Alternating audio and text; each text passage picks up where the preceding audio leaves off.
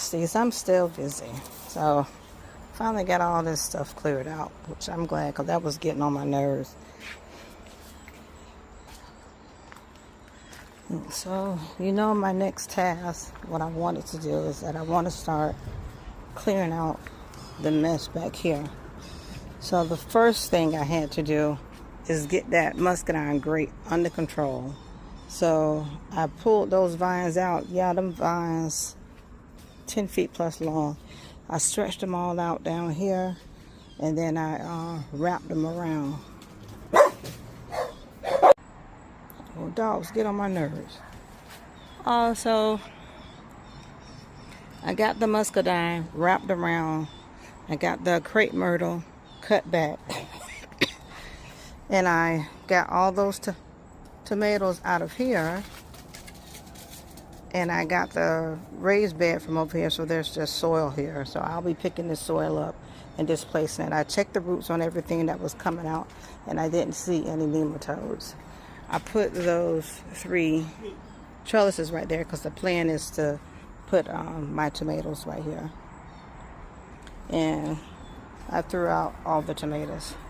I'm going to come back here and pick papaya. See, there's a hole in one, but they're ripening beautifully. And the papaya tree is no longer being accosted by the grapevine. And I'll come back here and finish. And I actually been walking all back there. This part right here is still a mess. But in that raised bed, there was so much celery. So I put in the celery in the concrete. So 1, 2, 3, 4, 5, 6, 7, 8, 9, 10, 11, 12. And numerous ones I threw out because the only thing I use celery for is celery salt.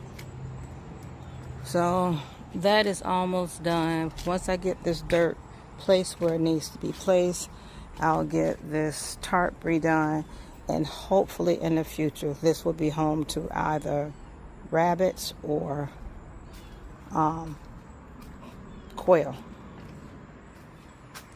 That's the plan. And this lemon tree never does anything, and this papaya tree, I'm going to save the space because I thought I was going to put that raised bed right there, but I put it right there. It gets sun, so it'll get 9 o'clock sun. It'll probably get 9, 10, it'll probably get 9, 10, 11, about 3 hours of sun, and then it will get no more for the rest of the day. So that's that. So this is almost cleaned out. We're moving right along. I also put vinegar down to kill a lot of this grass. I put a lot of vinegar down because I don't grow over here. So, but it'd be so wild. This green stock is going to be for micro and mini dwarf tomatoes. I've already established that. This concrete bed along here, the plan is to put onions, tomatoes, Brussels sprouts, maybe Brussels sprouts in the center, and I'll think about what I'm going to put along the back. That's the plan, because I wrote a little plan out for it. This space here, I'm going to put 3 more. I'm going to put 3 more containers in here, and this is going to be my broccoli and cauliflower. I have this cage here so that squirrels nothing can get past here, and then I'm going to cover a top on top of it. So that's coming along. This will continue to get tomatoes as soon as I get some good ones that come in, and this is basil. I'm just going to let it ball out. This was a nectarine tree my mama planted years ago, and it finally dried out, and I just pushed it over. So here is what I did. First, I had to move those okra that were here, and I'll take you over there to where I moved the okra. But I put this up against the corner Only thing I pretty much want trellis in this is my grapevine. Maybe I'll see how big the grapevine get and I can put tomatoes on it. But this bed right here, I filled this up. This took me 3 of those cubes, three cubes, 3 cow manure, and a whole bunch of perlite, and 1 bag of topsoil, and I think that's it. Topsoil, cow manure, pro mix, and perlite, and that's all in here. And this will be ready. I put pure soil in here because I want to be able to put carrots in here. I want to be able to put tomatoes on this back end right here, the trellis up here, and it can connect onto here, and I'll tighten this up. And that's still up. And I cut down my papaya and I put it all down there to suppress the grass. So this is what's going on here, and I'll get mulch all down here eventually.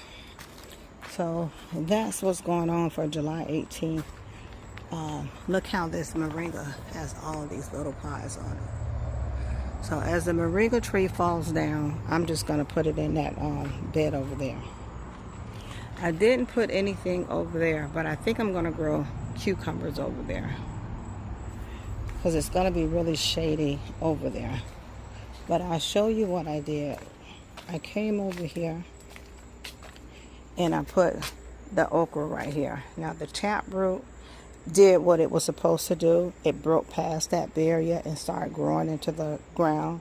And here I am, picked it up and relocated it. So okra is pretty forgiving. Once it starts growing, you keep it watered and fertilizing, it'll readjust. But all along the back here, up until where the grass is starting, I put Cracker Jack marigolds. Those Cracker Jack marigolds get 3, 4, 5 feet high, and they can do that all back there. So I got my okra right here. This will be my walkway. And my 1 extra container that I had, I put it over my feeder. I'm going to fill it up full of soil and put flowers in it. There you have it. It has been some heck of a cleanup. Now I got to get somebody to record me cut my oh, one more thing I did. So back there in that corner, I had my first orange tree that I bought, and it wasn't doing too much. It was right there next to that cherry bush. I pulled that sucker up, and I put more coyas out here, and I pulled my little tricycle out and put it right there. I pulled it up and I planted it in this right here. So there's an orange tree in there, 2 pear trees, and a grapefruit tree right there. And I want to pull that up because it ain't doing nothing. So I'm going to see if this will reacclimate to this area right here to see if it will grow. In addition to me, I did more than I realized. My back going to be on fire tomorrow. In addition, I trimmed this papaya bush.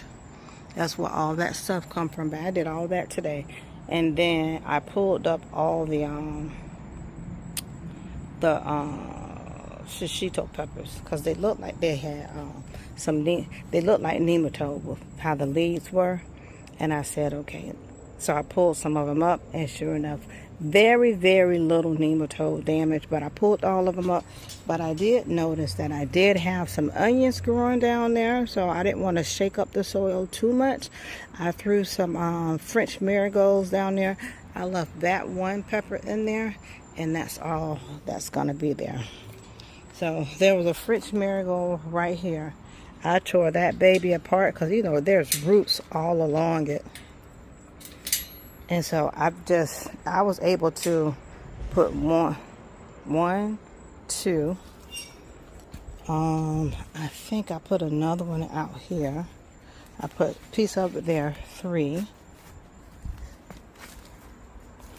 I also bought some peppers out here. Hold on. I did more than I realized. I also, in addition to that, I put more pepper out here. So I put 1, 2, 3, 4 bell pepper over there, and then I put a French marigold. I didn't put any more peppers out here because These peppers over is as pretty as I've ever had peppers grow. And that's because they're in the shade. And peppers like shade. They like heat, but shade. And I put a French marigold down there, and I moved that basil. That's a big pepper. I don't know what color it's going to turn. I'm going to leave it alone. Hey, Nuggy.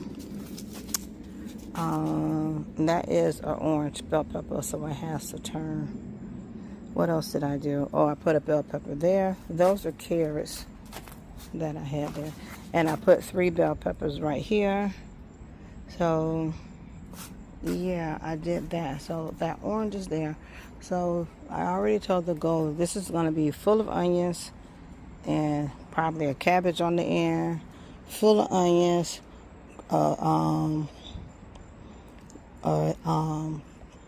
Collard green on the end, full of onions, a pepper right there, and I'm going to put a tomato in there. And this one's going to be tomatoes and carrots because I like how deep it is. Here, last year, oh great, look who's populating, it ain't worth nothing. What is this? This is my peach tree, and this is my Barbados tree. All them, is that the ant bed trying to form down there? Yeah. All I'm going to do is that I'm going to leave that cherry tomato there. I cut it all back and go from there. And I'll never do this again. It's beautiful. Sweet potato. But, oh my goodness, it's wild. And I can't see in it. And I'm going to put some mustards in here. And after all of that, I still didn't fill up that green stalk. Come on, Nuggy. Come on. So we're not speaking English anymore? No. Thank you. And those sunflowers trying to make it, I'm going to probably put some more back there, but I do have those koyas down there that I want to. I have koyas everywhere, and all I do is come in, break off like a big stem like this, and just shove them in the ground. I shove some all over there. And eventually we'll get one whole tour of the garden. And this right here, the soil has dropped down. This has debris all at the bottom. So I'm going to get another bag of compost and top this off again. So when I go to this, tomorrow is Sunday. So when I go to Home Depot tomorrow, I'm going to get mulch and cow manure. This is an artichoke. So this is all my Swiss chard, but I hope my pepper starts to acclimate to that container and do well. And I moved the papaya over here with this spouse. Whew. And then I came through here, putting stakes all along here, because when I tell you, these zinnias are off the chain. They are wild. The zinnias and these crocodile marigolds, they think they finna get 5 feet out here in my nest. I don't think so. And I will be taking out all those koyas from here and just, they'll take over your garden too. And all those peppers that had nematode on them, I just cut the root off of them and put them in that water right there. And I really didn't check my onions today to make sure that they're okay and that they are in the dirt.